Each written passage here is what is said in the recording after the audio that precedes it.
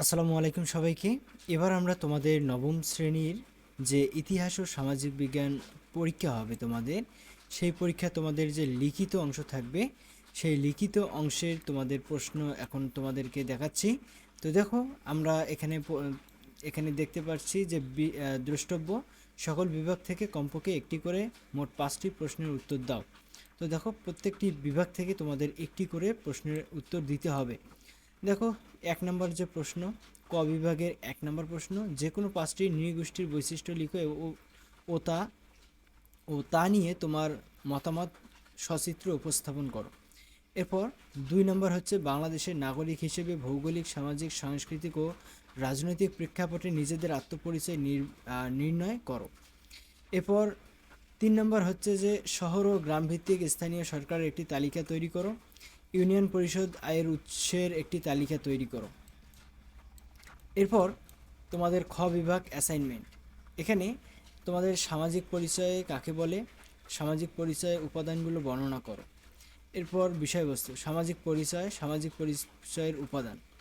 এরপর নির্দেশনা, নিচের ধাপগুলো অনুসরণ করে অ্যাসাইনমেন্ট সম্পন্ন করতে হবে। প্রতিবেদনের বিষয়ে আলোকে ভূমিকা লিখতে হবে, সামাজিক পরিচয়ের সংজ্ঞা লিখতে হবে, সামাজিক পরিচয়ের উপাদান বর্ণনা করতে হবে।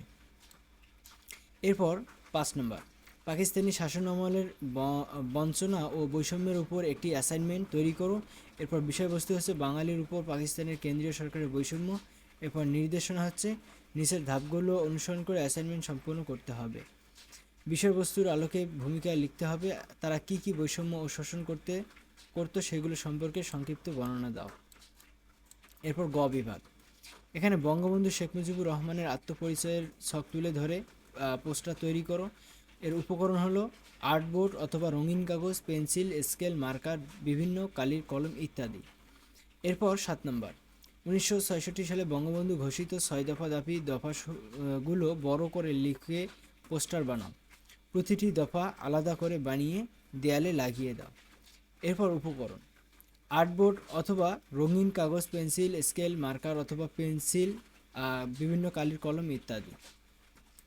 এরপর ঘ নম্বর বিভাগ, যে প্রতিবেদন, নদী ও সমুদ্র তীরবর্তী অঞ্চলের মানুষের বৈচিত্র্যপূর্ণ জীবন চিত্র নিয়ে একটি প্রতিবেদন লেখো। এরপর 9 নম্বর, বাংলাদেশ ও জাতিসংঘের সম্পর্কে নিয়ে একটি প্রতিবেদন লেখো। তো এটি হচ্ছে তোমাদের লিখিত যে পার্ট, সেই পার্টের প্রশ্ন। আশা করি তোমরা যদি এটি সংগ্রহ করে রাখো এবং এই অনুযায়ী তোমরা কিছু পড়াশোনা করো অল্প সময়ের মধ্যে, আশা করি তোমরা সেখানে ভালো কিছু লিখতে পারবা। তো এর সমাধান একটু পরেই তোমরা পাবা। এর জন্য অবশ্যই চ্যানেলটি সাবস্ক্রাইব করবে এবং তোমরা আমাদের যে ফেসবুক গ্রুপ রয়েছে সেখানে যুক্ত হতে পারো। টিল দেন, সকলে ভালো থাকো, সুস্থ থাকো।